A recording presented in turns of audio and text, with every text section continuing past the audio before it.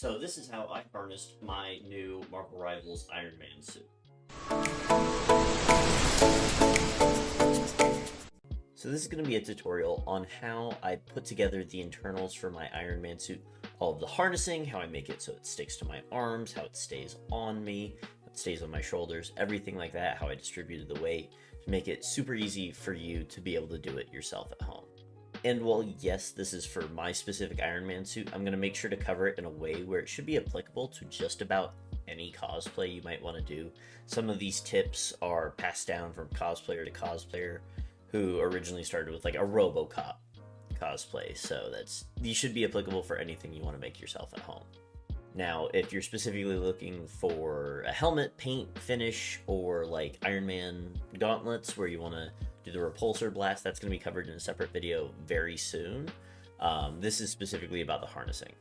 So to start, I'm actually gonna just break down the simple little shopping list you need for all of the parts and tools you'll need to create the harnessing system. This isn't including the filament to create the suit. This isn't including 3D printers. This is just for that internal harnessing, like I was saying, so this can be applicable to a different cosplay that you might want to make. First and foremost, the most important thing that I purchased that makes this cosplay different than my last one is this copper fit back brace. It allows me to connect the legs through these personally added little buckles and straps to the legs so that not all of the weight is distributed on my shoulders. Half of it is connected on that back brace in the middle. So this is the most important thing on that shopping list. Next up, those elastic straps that I was just talking about. I find them at Walmart. They're a Dritz brand. Not sponsored, they just work really well. I specifically choose these woven thread ones. It gives a lot of good support, but also some stretch for that wiggle room you're gonna wanna use for that kind of comfortability. Next up are gonna be these like bicycle clip buckles that kind of go under your chin on your bicycle helmet. They are kind of the bread and butter of keeping a direct connection between two things while keeping a steady, straight line direct connection. I bought a set of 30 of these at Michael's for like $8, or I also used larger specific Dritz bicycle clamps that were about $2 to $3 per clip, just for a stronger, larger connection for me to trust it more. But you could always just use more of these bulk buy cheap ones. Another thing I used a ton of were these kind of clip snaps, where you take these tiny little clips and it creates that kind of connection where they snap together. And so the use of that is, instead of your actual cosplay piece breaking, the snap connection breaks first, so you don't have to reprint the entire thing. You just have to re-snap back on that connection instead. Saves a ton of time, ton of money in the long run. I got these personally, these little clamp ones at Walmart as well. Next up, a little more niche, and this is specifically so I can put the suit on myself, which I actually can put it all on myself without any assistance from anyone else, are these diving cords. You could use smaller, cheaper lanyards, but I preferred to go for the stronger weight class diving cords. I got these on Amazon for pretty cheap, to be honest, for what they can do. Instead of needing 3 lanyards in each shoulder, I only need the one really strong diving cord. And then also there are these like 2x8mm magnets that I use to just kind of line up a couple different spots on the suit. They're not strong enough to truly hold the pieces together, but for getting like a little snap, a little extra alignment, these are super helpful. Can't recommend them enough. And then last but not least is going to be Cosplay hot glue. I used, maybe not put it upside down for y'all. So this Cosplay hot glue, high temp, it bonds to a ton of stuff really, really easy, really well. It's going to hold a lot stronger than any of that normal hot glue like I used on my last suit that completely fell apart. This has been a life changer. It's been working great. Can't recommend this enough. And now the moment you've been waiting for. So I'm going to work in the direction explaining each part the way I'm going to actually put it on myself, to kind of give it that a more sensible flow than just kind of showing random pieces and explaining why they connect the way they do. So first up is going to be the legs. So first part is going to be the foot and the calf. The calf is actually connected internally by two snaps.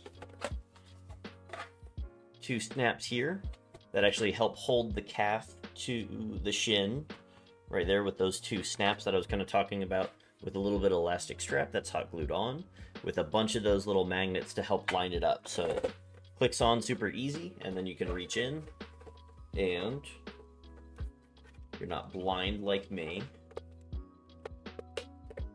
Re-snap each one.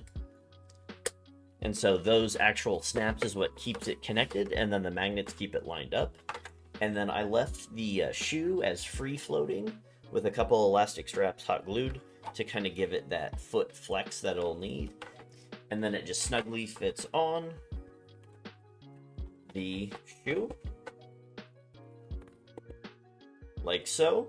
And then I left off the heel because I had a ton of issues at New York City Comic Con with the heel catching and falling on things. And so the whole goal for this suit was comfortability and being able to wear it more than once. And so I just kind of left off the heel for that, just so it fits. And then when I'm wearing it, it flexes, goes around with it. No issue there. It's wide enough where I can slip my foot through. And then the snaps, even if I push off the shin a little bit, it snaps back in place because the snaps are held on. And then for the thigh and the knee is connected by two separate elastic bands with snaps as shown here. And then that just kind of is free floating. I might change it. It's more cosmetic of how the knee just kind of floats over. I didn't want it in the way or have a hard connection so that it would keep breaking. I just left it free floating. And then you can see here the snapped connection, and then the hot glued direct connection in the front for those bicycle clips to connect to that back brace where it'll hold on super well. And then for the knee joint, where you can see both click, and then it works like a normal knee joint. It can flex and kind of move around. It also gives some side-to-side wiggle room for extreme comfort. The whole goal for this one is to be way more comfortable than my last one, and I'm super proud of how far I came with it. So yeah, that's the breakdown of the legs. And then next up, we have the back, where you can kind of see here, down the center, I have it split into 3 sections so that it'll store easier. I can undo the buckle and undo the snaps on the side, and it can all store within itself. And then the top part wraps over my shoulders to hold it on with some stability, but it also flexes in the back for movement side to side. Super easy to wiggle around, super easy to move, really not constricting. And that is due to, in the center, I used those hard bicycle clips that keep it all aligned and connected at a specific distance. But on the sides, I created fake oblique muscles with those snaps so that it can wiggle a bit more on the sides. So it has a spine, but also those oblique muscles to keep it pretty rigid and safe. When I would put on my back, I actually would have the shoulders connected, but I left them disconnected so that I'd be able to show the internals. So it has this buckle right here. Oh, I don't know if you can see it. There we go. That buckle right here connects to the shoulder, and then internally it has this little elastic loop that I have one of those diving cord chains connected to with one of those buckles. And so when it's on my shoulder, I can reach up. Oh, it's locked. When it's on my shoulder, I can reach up, pull it out, and snap it to the arm so that the the diving cord will help pull it back up and onto my arm without support from someone else. Another step I took was kind of having a free-floating cod piece, kind of the cup of the suit, if you will. It has 2 connected snaps that I can reach around on the side of the back to connect it to, so that it kind of sits in place and can wiggle around. And then at the top, it has a clip where I can clip in the chest to have it kind of in the correct place while I finagle with connecting the neck. So this is kind of free-floating placeholder to kind of let me stabilize the rest of the putting on process. And now for the chest. So this actually is super similar to the back and spine. I added a bunch of extra elastic straps over break points. I'm going to do that for the rest of the suit. I just kind of looks like a psychopath, but I figured if it breaks along one of the welding points, there's the elastic straps to kind of help hold it in place. And so you can see here specifically actual ones that help it support and clip. There's bicycle clips here that help line up. Here, I'll move my hand out of the way. The bicycle clip here help line up the actual chest, kind of like that back spine did, except in two smaller places so it doesn't go over where the arc reactor is going to be. And then you can see those fake oblique muscles so that it still wiggles from side to side with a little bit of give so it doesn't just automatically break and put a bunch of pressure. You can also see these bicycle clips here that clip to the back so that it actually holds the suit where it's supposed to be, and then these little magnets help line it up and kind of snap it into place. Better than just the snaps could or just the magnets could. They kind of work together as a team. And so this is where kind of I was going to cover sizing and stuff, but then I didn't personally go through and do it. I kind of assumed with the 100% scale fitting my head, the torso would as well, and I've had one too many Big Macs since I wore a suit last. And so the sides actually don't fit perfectly. I'm going to be hitting the gym, doing a bunch of running, a bunch of cardio, that kind of thing to try and slim down a bit. But it's not a big deal. The arms cover it most of the time. And then also the extra kind of room and wiggle room that it has by it being separated at the side means it's a lot more comfortable than the last one, where I just had it completely locked in. It was super uncomfortable and I broke the suit because it was too tight. So having that little bit of wiggle room, I'm not angry about, I'm not happy about, but it's kind of something I can just live with. And then last but not least, the arms, which actually work super similar to the leg and knee joint as earlier. It's connected through those two snap joints in here where it'll slide on, and then it bends.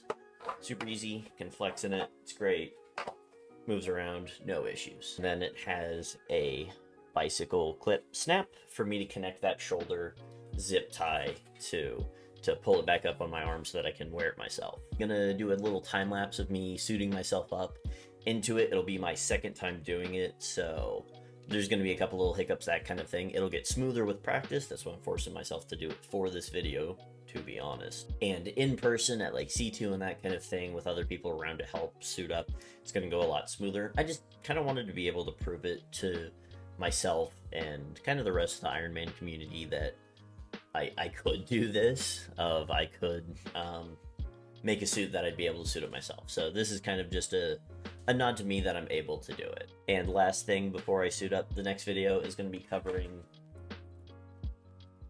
this helmet and all of the gold and red paint tutorial, what LEDs I'm going to be using, kind of that breakdown of what paints and finishing touches I'm going to be doing for the suit.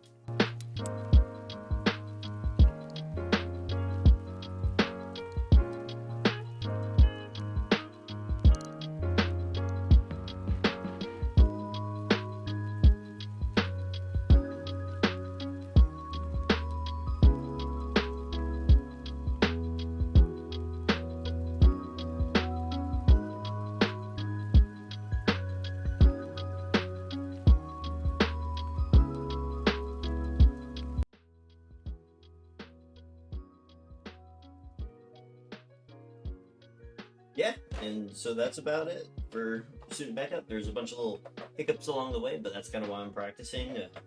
The one little snap on the knee I had to reconnect, a couple other random parts that didn't go smoothly the first time, but that's why having someone to help and support would be super helpful.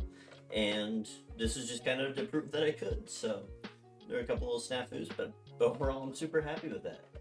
Please like, subscribe, and I can't wait to see y'all in the next one.